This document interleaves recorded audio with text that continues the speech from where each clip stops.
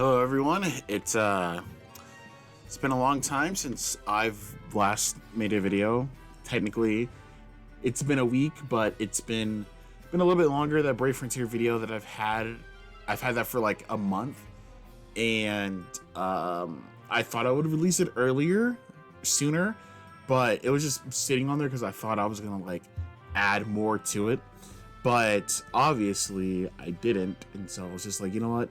It's just sitting here on my phone, so let me just sit down and edit it and release it so I can do other videos. Just by the way, I have like 5 different videos like already recorded. I just have to edit them. I just don't know when I'm gonna be like in the mood for it.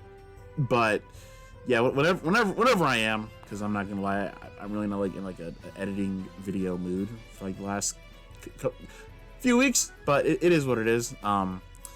Yeah, this intro wasn't even supposed to be this intro was supposed to be talking about Jujutsu Kaisen. I might even cut this, honestly. I don't know, we'll have to see. But anyway, so let's talk about JJK's current chapter, which is, if I'm remembering correctly, it is chapter 251. So obviously spoilers, because you know, I have to talk about this chapter, and to talk about it, I have to explain what happened in the chapter. So if you're not caught up, then definitely do not watch this video. And if you aren't caught up also, the thumbnail of the video won't be anything spoilery. It'll just be a picture of season 1, like I did with the other JJK video I did a long time ago. So you're fine. The title will probably be like my thoughts on JJK chapter 251. Not saying anything what happens, but it'll just have that. So yeah, if you're not caught up in JJK, just don't watch this video because you will be spoiled on stuff. Now, with that out of the way, let's finally talk. Okay, so JJK 251. What a crazy chapter, because we finally get to see Megumi after so long. But I still don't understand how this works, because a while ago when Gojo died, R.I.P. Gojo, I hope he comes back. When Gojo died and Sukuna got his cursed tool, it went from like him being Meguma to Sukuna. And to me, it just didn't make any sense on how like he went from like, he's Sukuna, he's not Megumi no more. He's gotten back his original body, so now he's Sukuna, not Megumi. So it just kind of threw me off about that. But anyway, we finally get to see Megumi, and bro is just going through it. Bro is just like, I don't care no more. You know, I'm over it, which makes sense because, yeah, if you remember, Megumi's been through a lot. Like, ever since Sukuna took over his body, he killed his sister, he killed Gojo, and now he's like, I mean, no one cared about bro, about what's his name? I can't remember his name. The dude who thought he was him against Sukuna, who just glazed him and died. So Megumi's going through a lot. He's killed 2 people that he cares about a lot, and Yuji trying to save him, being like, "Yo, I don't care." Makes sense, because if that was me, right? If I was in Megumi's shoes, I would be the same way. It's like Yuji, you know, bro, you saw me kill Gojo. You saw me kill our sensei. And you don't know that I killed my sister. Yeah, bro, I'm not gonna care. Like, bro, I'm done. Just get me out of here. I'll stun Maraga so I can die again. And this time, no one saved me because I'm over it. Like, it's just a lot. And like, the whole Sukuna being able to use World Slash to slash Yuji, Rika, and Yuta, which I think they're all going to be fine, because Yuta said in the chapter that like Sukuna was getting weaker. So I think they're going to be fine. Yuta might have lost like his arm, his hand, but I don't think they're going to die. I don't think Yuji's dead yet. I don't think Yuji's going to die until Sukuna's dead. Or Sukuna and Yuji both die, because Yuji said a few chapters ago he has a way to make sure that Sukuna dies. So there's theories going around that Yuji and Sukuna are like relatives somehow. So I don't think they're gonna die, or at least Yuji. I hope Yuta doesn't die. I really do like Yuta. I know a lot of people don't like Yuta for some reason, which I don't know why. What did Yuta ever do to you? The man's the GOAT. All right. He fulfilled his promise to Gojo. He killed Kinjaku, which I mean, I wish there was more to it than like him getting decapitated. Even though I know that like Kinjaku is now the merger for humanity, but still, it's kind of just like, it wasn't cheap, but it just, I don't know. I can't really explain it. I guess now I'm fine with it, because when the chapter happens where Yuta decapitated him, I didn't think that was over. I just thought, like, you know, Kinjaku was like gonna try to steal Yuta's body, or Takaba, or like Mahito was gonna come back, which I mean, I guess he could, because Kinjaku ate Mahito, so maybe Mahito's gonna come back, though I don't know what his role in the story would be, because I would say that Yuji is 1,000 times more stronger back in Shibuya to now, since like, which I mean, we still don't know what the demon arm thing that Yuji has. We still don't know what that means, even though Hagurama also had that too when he got his arm cut off. So we don't know what that means, but yeah, I do think if Mahito does come back, which I hope he does, and I hope he stays dead, I think Yuji annihilates him, like, on sight. So there's that. I could be wrong. Yuta could die next chapter, but I hope not. Though I will say, if we do start the flashback of Yuta, oh man, fan base is gonna be need to be on a type of watch, the bad type of watch. And then at the end, Maki stabbing Sukuna. Man, shout out Maki. She has become one of my favorite characters in JJK ever since she Itachi'd her whole clan. Ever since that, because before, you know, I was like, oh, hey, Maki, whatever, she's cool, blah, blah, blah. But then, like, when she got burnt and got that power up, I'm like, hey, Maki's kind of her for real. And now she's probably out there with, like, my favorites, because, you know, she's basically the female Toji. And Gege keeps on instilling that point in us.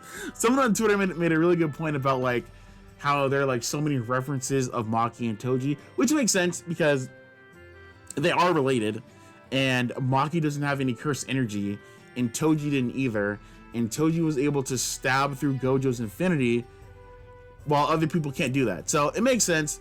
I like Toji too. Toji, he's not one of my favorite characters in JJK, but he's a really good character.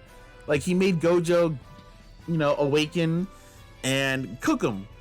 And then, you know, when they try to bring Toji back in Shibuya, they did, but Toji took over the dude's body and went on a rampage. And the coolest thing about Toji, the coolest thing, is that when him and Megami were fighting, and he remembered about Megami, and he asked them, what is your name? And Megami said, Megami Fushiguro. And Toji said, not as any, good for you, and then took himself out. How can you not like Toji? Sure, you know, he's been dodging child support and, you know, stole Megami off, but we're not here to talk about that. In the end, I think he redeemed himself by taking himself out instead of fighting his son anymore. Could be me. I don't care. Fight me, whatever. So yeah. Man. I really hope Maki doesn't die. I'm gonna be so honest. I hope she doesn't die. Hell, I hope none of them die. I hope Yuta, Yuji, and Maki do not die. I hope Megami doesn't die either, but I mean, I don't know. Gege seems to want Megami to end up to have like a really dark ending. But speaking of that, I just lost my point. Okay, I remember. We're back. Okay, so like going back to the whole Megami thing about him like being done with everything. Like, even if for some reason they do save Megami, bro is gonna be like traumatized for life, since, like I said earlier, he killed his sister that he's been trying to save basically since JJK started. He killed his mentor, and he's done all the other stuff too. Like, you know, he's killed Kashima's his name, I think. He's done that. He's trying to kill his friends now. So Megami's gonna be traumatized, and also Megami's been hit by Gojo's techniques. So like, bro, if Megami does survive this, he can be like crippled, or if not crippled, like just mentally ill. Which, once again, I don't blame him. Like, if someone took over my body, which Suguna's been wanting to do this for a very long time, and then, you know, they do all this stuff, so I'm like, no, I don't want to live either. So I can't blame Megami. But yeah, it's just like, dude, that's just so bad. I'm so mad that it took me so long to think about this, but it's just like, man, like, I don't think there's any Takano Jutsu that Yuji or Yuta, Angel, or anyone can do to make Megami like not want to commit, like take himself out, since that's a lot to deal with. Because Megami's like, what, 16 or something? That's a lot to deal with a 16-year, like, as a 16-year-old. I mean, Yuji had the same thing happen when Suguna took over his body, killed Jugo, used Malevolent Malevolent Shrine and killed all those people, and then made Yuji look at what he did. Like, yeah, if I was Yuji, I would have been trying to die too. So just imagine that imagine what Yuji's going through, and now put that on Megami, since Yuji didn't kill anyone that he knew. He just killed a bunch of like random people, which still, granted, isn't right. But Megami killed like 2 people that he cared about, and one he's been trying to save for a very long time. So I don't think Megami's gonna die. I don't think he's gonna die. Because, I mean, because he doesn't know who Toji is? That's not a good reason, but be kind of messed up if like Megami dies without knowing who his dad was, though. I don't think he cares, honestly. Like, I think if Megami does come out of this alive, he once Suguna's there, I don't think Megami's gonna be like, oh man, Yuji, hey, do you know who my dad is? Like, no, I'm pretty sure that's like the last thing on his mind. But yeah, poor Megami, man. Poor Megami. He's doing all this stuff. Not by design, of course, because he's being controlled, but still. Another theory that I've been seeing going around is like after Megami, like once they beat Sukuna, well, if they beat Sukuna, because JJK can go from Yuji and Yuta being the main character to Sukuna being the main character and winning. But there are theories going around saying that like Megami might be evil after all of this, so they might go through all of the work to save him, and then Megami's like brainwashed to try to do what Sukuna wanted to do. I don't see that happening, but at the same time, it wouldn't surprise me. JJK is full of twists and turns. Like probably one of my favorite plot twists of JJK was when Sukuna took over Megami's body, because I didn't see that happening at all. I just thought, you know, I never, like, if I had a bingo card back in 2023, did that happen last year? I think it happened last year. Whatever it happened, if I had a bingo card of that chapter when that came out, Suguna getting into Megami's body would not be on there. Though, with context, it makes sense, because ever since Megami tried to summon Maharaga, which bro loves trying to summon Maharaga for no reason, but ever since he tried to do that against Sukuna, like in season 1, I'm pretty sure Sukuna was just plotting and waiting until the time was right to steal Megami's body so he could have access to the 10 Shadows. Pretty sure this has been said, but that was just crazy, because I just didn't see that coming. And it's one of the reasons why I love JJK, because with some of this stuff, you can never see some things happening. Like, if someone would have told me that Gojo would have died by Sukuna, to Sukuna, sure, I would have kind of believed it, I guess, but it still it just threw me off a little bit. I'm still kind of in shock, because what I thought was gonna happen was, I definitely knew Gojo versus Sukuna, either one of them was gonna walk away the winner, which happened, or they were both gonna be like badly damaged. Or no, I thought Gojo was gonna be like badly damaged to where like he couldn't fight anymore, kind of like on some final arc stuff to where it's like the old generation, I guess the old generation, because Gojo technically is the old generation, would be out of commission, and the newer generation would be the ones to carry the torch, if you will. And technically that happened since Gojo is out of commission. There are theories talking about like how Mei's brother is like teleporting the bodies to Shoko who died, so Shoko can bring them back. I don't know how I feel about that, because like I know earlier I said I'm in disbelief and I do wish Gojo would come back, but now that I think about it, it would kind of take away the whole like Gojo coming, whoa, the girls would love that. It would take away the whole like Gojo being at peace about him dying to a strong opponent. You know what I mean? So it would kind of erase that whole idea.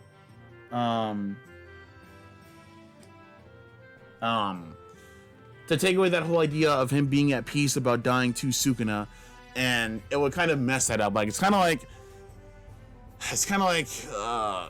this is the bad example, but like in Dragon Ball Super, to where Master Roshi like gave a speech about like, oh man, be strong, eat your vegetables and train, and then he used like a really big Kamehameha, and then like he died, quote unquote, but then Goku brought him back to life, and it was kind of just like, that kind of took away from like that big speech. Though Master Roshi can't die. This is a bad example. Actually, okay, you know what? Hold on. Scratch that.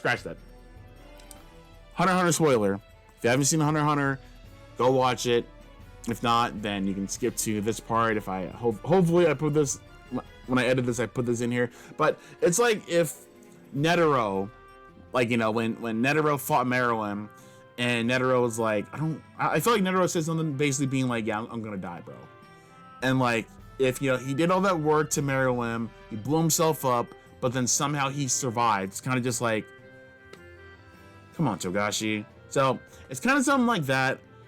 So I'm at peace with Gojo dying. I wish his death was handled a little bit more better, since the way it was handled, it makes sense, but it was just kind of just like, damn, man. Since, if you don't know, spoiler alert, I mean, this is already the spoiler video. So what happened with Gojo is Gojo used Hollow Purple on Sukuna and Maharaga and his other thing he summoned. And Gojo took a little bit of damage from it. Sukuna looked cooked. And then Kisakabe said, oh, this means Gojo won. And the chapter ended. And then the next chapter started with a flashback of Gojo in the airport, insinuating that he died. And so we go back to current times, and Gojo got split in half by Sukuna's cleave, because Sukuna cut through something. So it killed Gojo.